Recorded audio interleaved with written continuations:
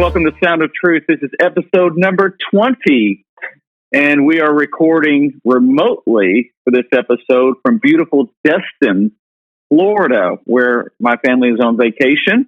But we do have my normal co-host here on the phone with us. Hey, Rick, how are you doing, bud? Hey, Brett, I love that I'm the normal co-host. I'm not the abnormal one.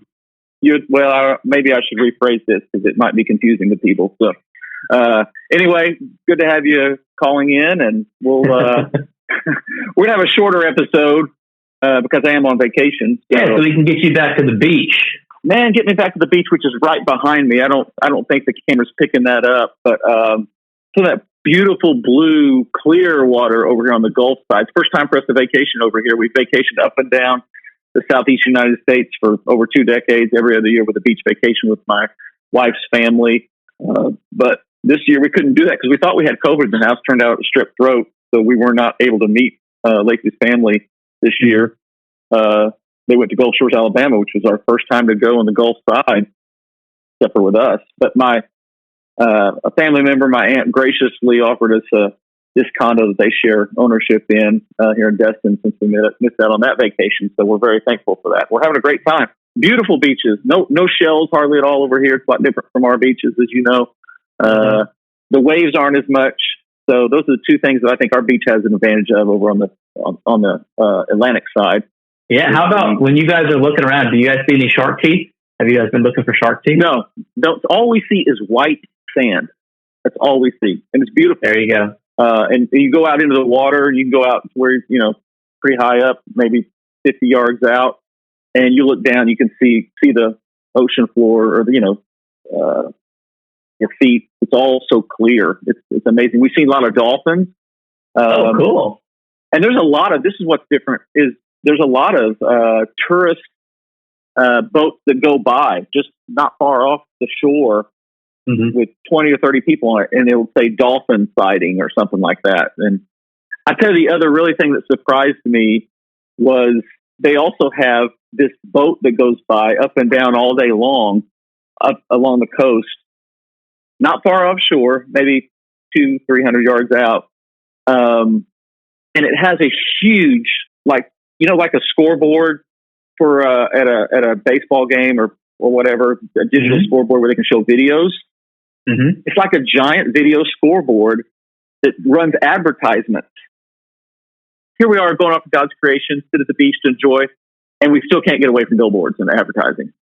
Pretty soon we'll be able to look up to the sky, and someone's just going to be taking all the sky space with their different ads. Or there'll be planes flying with banners behind them with ads or something. Oh, they're already doing that. So no, they've done that for a long time. So anyway, we're having a great time, and really appreciate Harvest giving us a first vacation for us since last July. Didn't take any time off of Christmas because of COVID to travel. We just went ahead and plowed right through that Christmas season with work and everything. But and thanks for filling in for me, by the way. Yeah, of course. I was gone. You did a great job. So looking forward to hearing that message. Well, hey, we're going to, like I said, keep this fairly short. So we're going to transition in just a moment. We'll take a short break here and then transition to, we're now opening up the Gospel of Mark. So that'll be right after the break here on Sound of Truth. Come on!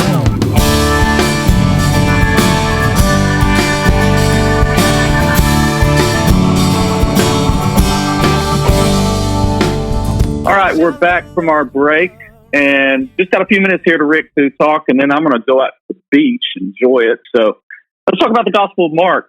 The Gospel of Mark is the shortest of the 4 Gospels, 16 chapters, moves at a very brisk pace. Very brisk pace. Yeah, presents Jesus as very active. It's more about what he does than what he says. It has the least amount of words recorded of the Lord Jesus. It's an action-packed, fast-paced gospel. Yeah, don't be fooled. Don't be fooled with the idea that the book of Mark is a shorter book, because I'm telling you, it feels like they squeezed so much in this book. Yeah, they really do. And it's the earliest gospel. Almost all scholars say that Mark was the first one written. And the word immediately in your newer translations, in the Old King James, it says straightway. It opens up new stories and straightway and immediately. It's very quick. I think you even looked up, Rick, how many times in that first chapter is the word immediately used? The word immediately is used 36 times in the book of Mark and 8 times in just chapter 1.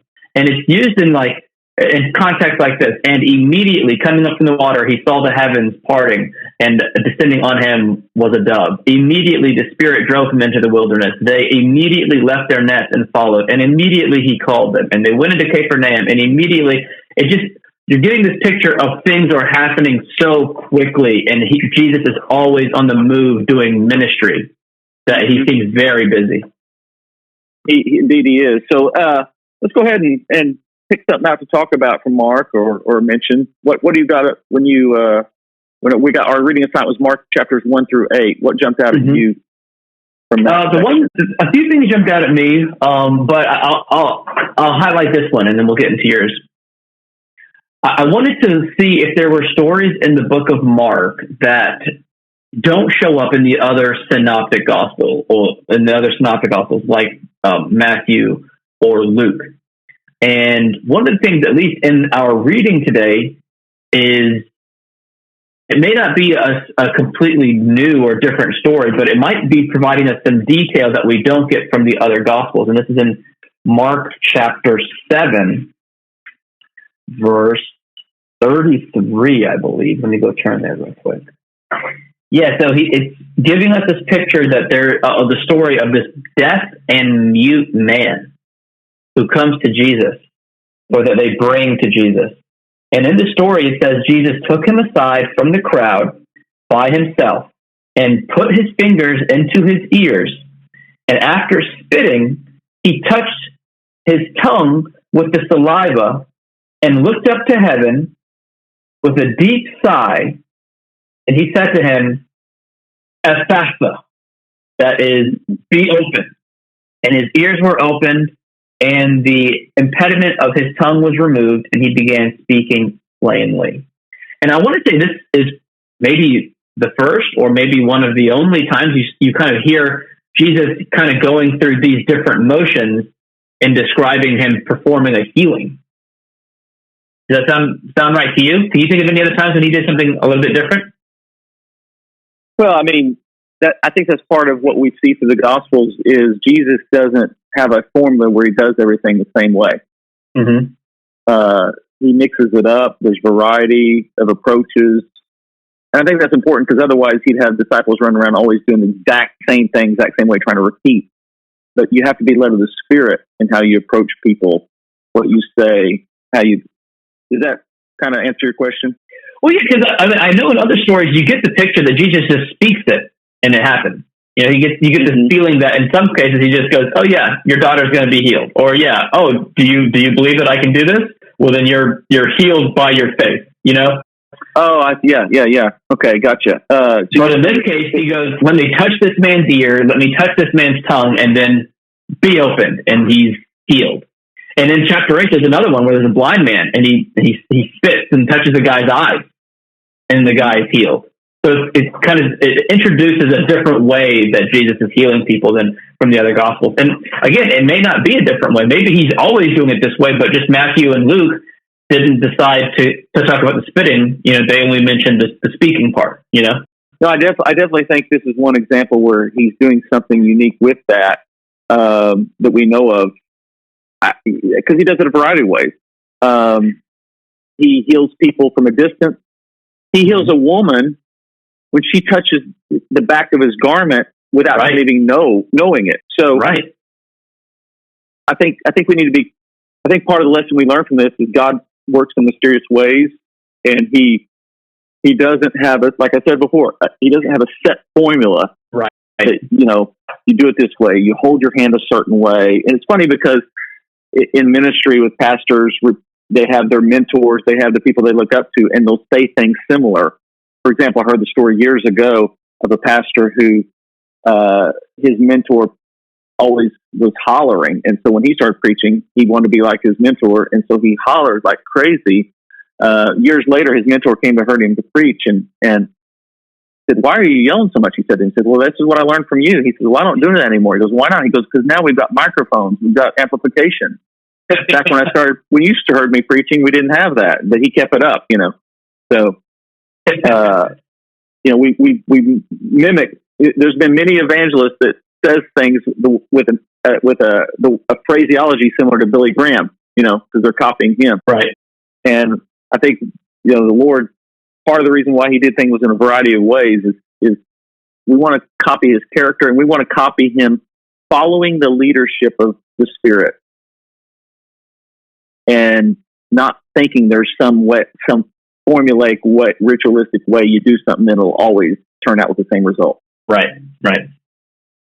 We have to be listening to the Lord. So, all right. What else you want to share? Or, no, what would you have? I think you mentioned something in chapter 2 that really caught your eye. Okay, well, here's the thing. Typically I look for a little bit more, but I'm on vacation, so I didn't spend as much time looking at it. The main thing I searched for was to figure out what I'm going to preach on this next Sunday as our episodes in our pulpit ministry are congruent. And so I'm kind of giving things away by saying in chapter 2 is where it looks like I'm going to bring the message this coming Sunday. It's one of my favorite stories in the Gospel of Mark. And to my memory, it's only in the Gospel of Mark. I have to double check that. I haven't got into my in-depth study on it yet, but it's the story of this paralyzed man and his friends that bring him to Jesus. And the house was so crowded. It's Mark chapter 2, the first story in Mark chapter 2. It was so crowded that they could not bring him in, but they were so determined to get their friend to Jesus that they went up on the roof, which you could walk up onto the roof from the outside in houses in that day. They have like a stairway up to the roof. So they carried him up to the roof, and then they walked a flat roof. And people hung out on those roofs and stuff, kind of right. Almost like another living space. And then they dug through the roof and lowered their friend down to Jesus. It's a great story. And I think the main point, of course, I'm going to share Sunday is the lengths they went to get their friend to Jesus Christ. And what that says to us today about, we can help people to a certain degree, but ultimately people need Jesus. Are we bringing people to Jesus? Are we pointing people to Jesus? Are we doing whatever we can to try to help people encounter Jesus and his healing power, his love, his mercy, his kindness, his forgiveness? And in that story, there is both the healing physically and the spiritual healing of forgiveness of sins. So it's a great story. But hey, I know you've got a meeting you got to get to. You've taken your time out of your work day to join me in recording this. So we're going to go ahead and transition now to another short break, followed by the pre-recorded testimony of one of our church members, Becky Burns. She's got a great story to tell. So, yeah, I can't wait to see that testimony. And hey, Brett, I hope you have a great vacation, brother. Thanks for the call. Thank you. Appreciate it, bud. I am a stranger in this land, but I won't be here long, so I might as well stay. All right, I've got Becky Burns in the studio with us. Becky is a member here at Harvest Jacksonville and is married to Josh, a native Jacksonvillian. Yep. And she is going to share her testimony with us and also what God's been doing in her life and teaching her and how she's serving the Lord. So, Becky, let's start at the beginning. And by the way, welcome to the studio here. Yeah. And want to just tell us your story? Why don't you start with giving us a little family background and tell us about your childhood and right on up into meeting Josh. So Yeah. All right. So I grew up here in Jacksonville. We moved here when I was about 5 years old. So this is pretty much where I grew up as a kid. So I have 3 other siblings. I have a sister, Christine. By the way, where did you live before? So we were in Louisiana. That's where I was born. Really? Yeah, we lived there for a few short years. Okay. Have you gone back? I've been back to visit multiple times, but we haven't moved back or anything like that. Okay, because you got family back there. Oh, yeah. My mom's entire side of the family's over there. Northern or southern? Southern. And Slidell. Okay. So pretty southern. So Louisiana. Cajun food and all that. Oh, yeah. Oh, wow. That's cool. Yeah, it's good stuff. You cook Cajun for Josh? No, not really, but he loves it, so I probably should. Oh, there you this is go. a good reminder to do that. Okay. Yeah. So you came to Jacksonville very young. Yep. And so we lived here throughout my entire childhood. So I have 3 siblings. So my sister and then my 2 brothers. And then we lived with our mom and our dad and stayed here all the way through. So elementary school. Birth order, school, you are? Third. Okay. So we stayed here from elementary, middle school to high school.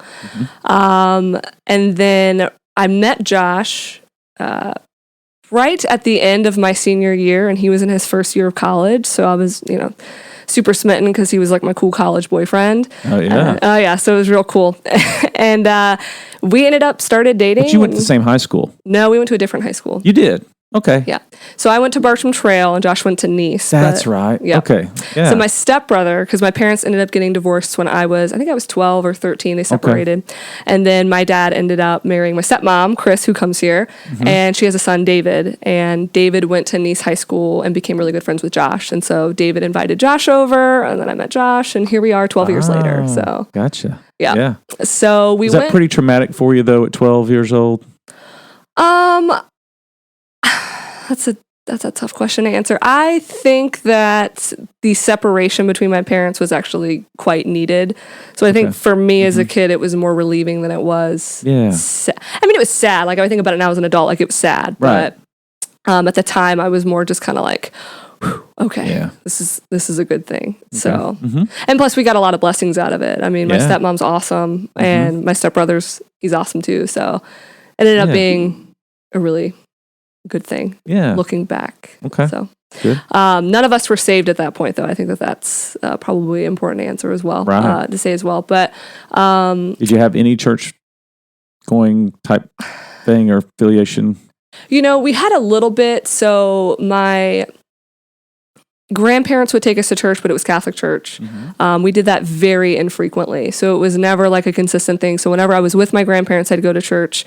I can remember my parents taking us when we were small kids for holidays, but that never really kind of kept up. So in our house, we were taught that there was a God and we were taught about Jesus, but we never kind of like delved deeper into it. Like, we weren't necessarily reading the Bible together. We weren't necessarily praying together. We were just kind of told that is a thing and that is real, and that was the extent of it. So was there like moral teaching that this is the way we live? And I don't know that I would say that there was moral teaching. I mean, obviously our parents taught us right for wrong, good versus bad. I wouldn't say that was necessarily rooted because of what the Bible says, though. Gotcha. Does that answer your question? Yeah. Okay. Yeah. So I didn't meet the Lord until after college. So Josh and I stayed together from high school through college. We ended up getting married after college when I was in graduate school. So that was seven years ago. Were you in Orlando at the time? Yeah, I was in Orlando. So we moved. So I went to FSU for college. So I left Jacksonville when I was 18, went to FSU for college, stayed there till I was 23. And then Josh and I moved to Orlando and lived there for about a year. So this is where the testimony kind of ties in. So Josh was working an absolutely miserable job at UCF, doing food production management type work with the restaurants for the company called Aramark. Anyway, his boss was not very nice to him and treated him quite poorly. And so for that year that he was working, he was very miserable. And when a job opportunity came up, he was all for it. And this job opportunity happened to be here in Jacksonville. And at the time, I had zero desire to come back to Jacksonville. I thought, I've lived there my whole life. I've moved away. I want to go see what else there is to offer. But Josh was so miserable. I couldn't bring myself to say, no, we can't go back to Jacksonville, stay here and hate your life. So he ended up accepting the job, and it ended up being the best thing that could have possibly happened to us because we ended up moving back here at the end of 2015. And throughout college and high school, Stephanie would invite me to come to church. So I'd come to Harvest very infrequently. And I really, really enjoyed the service. I felt like the messages were applicable. They were relatable. I got something from them. And then I felt like I didn't feel like anything was being shoved down my throat. I didn't feel like anybody was judging me. And I felt like if I had questions or if I had wanted to take the next step, that this would be a safe group of people to talk to. And so when we moved back to Jacksonville, Josh and I began toying around with the idea of going to church, and it was no question in my mind that it would be Harvest. I was like, duh, that's where I'm going to go. Stephanie's there. I already know the pastor. Like, hello, like, no brainer. And so one night at the very end of 2015, 2015. Josh had a scare with his dad, and that's his whole separate testimony story. But he basically made a deal with God that if his dad was okay, we were going to start going to church. So God used it because we started going to church. That was going to be my next question is, you toying around with this idea of going to church. Was there something behind that motivating, feeling like we're missing something, or, Yeah, so I think we began... Josh came from a kind of not really the same background as me, but kind of similar as far as he knew there was God. He knew about Jesus, and Josh, he came from a much more Catholic home than I did. Like he was in all of the stuff. Very active. Yeah, very active in it. But he kind of felt the same way I did. Like I think the way I viewed it was, there's a God, but how can we know? Like, if it's this Jesus guy or Buddha or whatever, it was just, there's a God and he loves all of us the same. That was like our take. And then I think as we started moving forward, I can't really tell you where the shift was in my mind for it. I don't know. I just know that Josh made that deal with God, and I thought, well, I got to follow Josh, so I guess I'll do it. It wasn't like I was thinking there's something missing in my life. I need something to fulfill it. It was just, well, all right, like what's going to be the harm here? And so once we started coming to church, Josh got really, really into it. And I was into it. Like I thought it was great. This is the fall of 19... I'm not that old. Of 2015. You did live in the 1900s. But I did, for a short period of time. 2015, the fall of 2015. I was on sabbatical. You were, that's right. So you were hearing a different preacher every week almost. We were, yeah.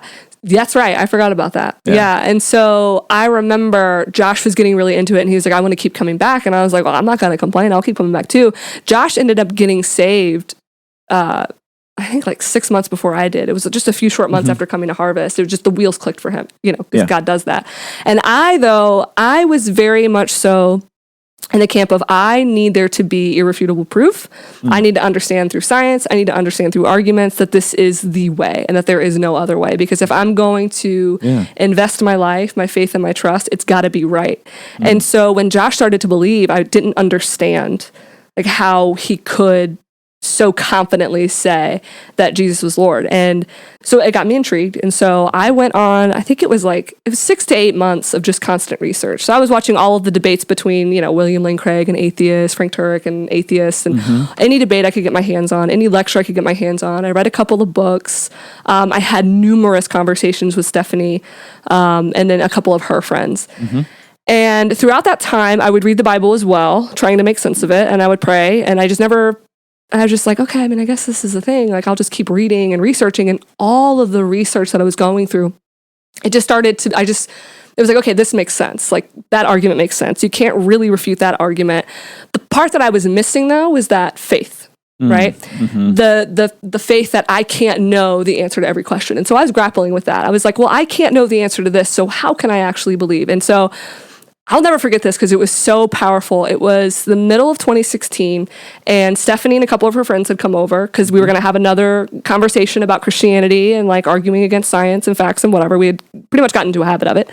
And that day I had read in the book of John, chapter 9, verse 3 was the specific verse, but it's when there is the blind guy standing outside, and the people are asking Jesus, what did this man do to become blind? Like, what did he do to deserve this? And Jesus says, he's done nothing. His parents haven't sinned. He had nobody. He's like, he is blind so God can be glorified. And Jesus takes and he spits. When you say they hadn't sinned, you're not saying that they lived a perfect, sinless life.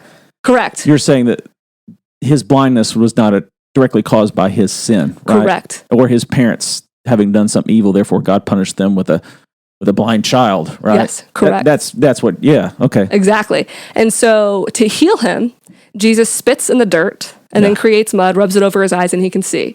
And I read that verse, and I thought, honestly, I didn't think anything of it. I read the chapter and called it a day. That night, our friend was talking about other people's testimonies through the Bible, and he said there was a tribe out, some remote location somewhere in the world. I can't remember. I want to say New Guinea, but don't quote me on that. Anyway, this tribe was super cannibalistic, and they were terrible. Obviously, they were eating and murdering each other. And there were a group of missionaries who were going to translate the Bible into their language. And the people in this tribe I don't know how they got them to read the Bible, but however they did, God did. And they got to the part in John where they read the part where Jesus creates the mud, and they stopped. And they were like, wait a second, because this tribe is pretty, underdeveloped or whatever. They have like, witch doctors, like the doctors who do stuff like that to heal people. And they were like, the doctor that we have heals us with mud. So maybe we can get behind this guy. That's literally how they responded. And then the next thing you know, the whole, like the village is saved. They're not eating each other anymore. And I remember hearing that story. And our friend had said, he was like, at the end of that verse, at the end of that section, it says, this man was made blind so God could be glorified. God was glorified in that story when Jesus healed him and made him blind, or made him able to see, right? Glory was displayed there. But then our friend made a point, God was glorified again through that same passage when that tribe in New Guinea was saved through that verse. And in that moment, all of the things that I didn't know, all the things that I couldn't answer, didn't matter anymore. It was like God, he opened my eyes, and he was like, listen, you're not going to have all of the answers, but I'm real. And in that moment, he was glorified another time through that verse.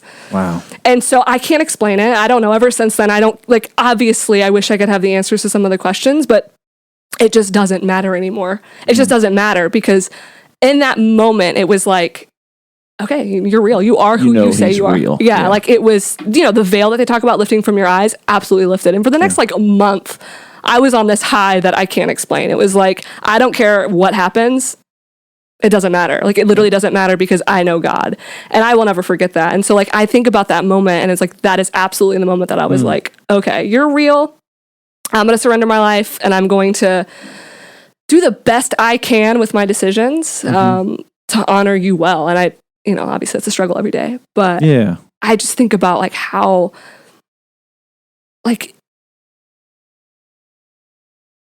he loves us enough to do that. I don't know how else to explain it. I feel so insignificant, and he's so powerful, and he I don't know, he just wants to do that for everybody. So I don't know what else to say about it. So do you remember along that journey, the conviction of sin in your life, and the sin problem, and the cross is the answer? Yes. So one of my questions throughout that was, why did he have to die on a cross? I was like, I don't get it. That just seems stupid. It seems like, and I say this pre-salvation, that seems dumb. Why would that be the case? I heard other arguments like a suicide mission, those stupid arguments. And I was kind of along that line. And prior to salvation, it was explained to me. Yeah. When the Bible talks about the foolishness of the cross, you identified with that.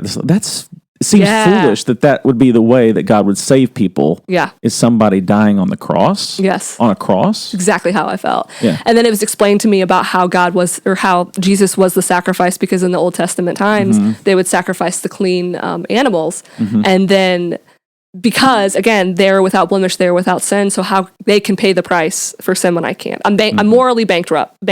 Yeah. And when that was explained to me, that Jesus took the punishment as a free, sinless person because he could pay the debt.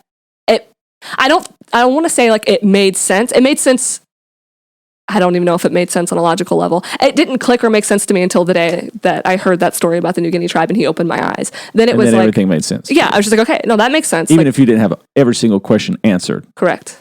So I don't know that prior to that moment, I felt convicted of sin. I don't even know that I'd given it much thought, maybe a little bit, but definitely afterwards, I was like, okay, what am I doing that is not, representing you? Or what am I doing that is I guess sinful is the best way to put it. So I wish I could go back in time, and maybe you can help me out on this, remember, but I remember I was on vacation. I was on vacation and traveling. I think we're on the road in Tennessee somewhere or something. And I don't know if it was during sabbatical or not, because that 2016, I was obviously back from sabbatical when that happened. So, but I remember I talked to him on the phone for an hour. Yes.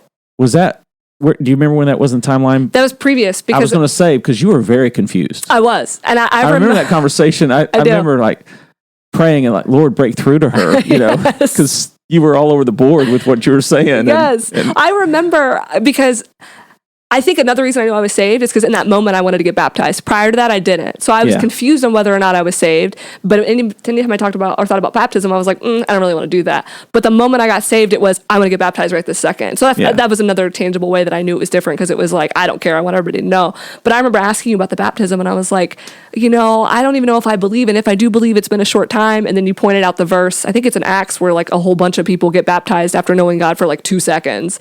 Right. And so then it that brought me some clarity. Yeah, on the same day. Yeah. So that I remember that conversation. But yeah, I was very very confused. Yeah, I remember you were confused, and I'm a logical thinking guy as well. You seem to be a logical thinking gal, and so for me, this all makes sense because I've walked in it for so many years, and I know these truths. And so I remember explaining to you the gospel and just the scriptures and everything on this phone call, and to me, it all just lines up real simple. But I could tell you were all jumbled, and it was you were bringing in your own thoughts and beliefs and background and ideas and mixing it all in, and I'm like. And finally, I do remember at one point, I think I got off the phone and said to Lacey, I said, God's going to have to, because I was so much trying to explain it all to you, thinking, look, it's this simple. Look. And it just wasn't connecting with you yet. And I remember kind of that prayer at the end where I was like, Lord, you're going to have to, I can't seem to get it across to her, which is so true. It's funny because we think we can. Yes. But ultimately, it's the Holy Spirit. And it's the Spirit of God that has to open that. So, we all got to be faithful. Stephanie was faithful. And that, in that 1 hour phone call, whatever, I was faithful to deliver it to you. But God had to open your eyes. Yes. No, and I think it lends so much credibility to the fact that it's a heart issue and it's not anything else. Because logically, I knew, the argument for the resurrection and why, these different theories or whatever, what kind of followed with it and what didn't. And I knew those things logically, and I knew that there couldn't be an argument for it, but I still just couldn't, take the leap of faith. But so I think then God, he just took my heart of stone and made it flesh, and it was like, oh, okay, well, here we are. Awesome. So, but Steph was a huge part of that. She was very faithful. So I'm glad you said that. She was a faithful witness to you. Oh yeah, and so patient for several years. If I were her, I would have wanted to wring my neck 500 times. So she was so patient. You remember when she first started witnessing to you? Do I remember when? Yeah. I honestly, I can't think of a specific time. I think her witness was really subtle. So I don't know that she ever, until the time that I began really investigating, I don't know that she ever sit down and explicitly shared the gospel. But I remember she reached out to you, invited you to church and all that for years. Yes. Working on, and she would just, different things about what she would decide to do had changed from what I knew previously. Yeah. So that kind of got me intrigued, but she was always just so patient. That's awesome. So patient, but it's a good reminder for those of us who are still reaching out to family members and friends. Yes. And it's slow going, so. No one's out of reach. That's right. Awesome. Thanks for joining us on this week's edition of Sound of Truth. Join us again next week as Becky Burns continues sharing with us what God is doing in her life. We'll see you next week.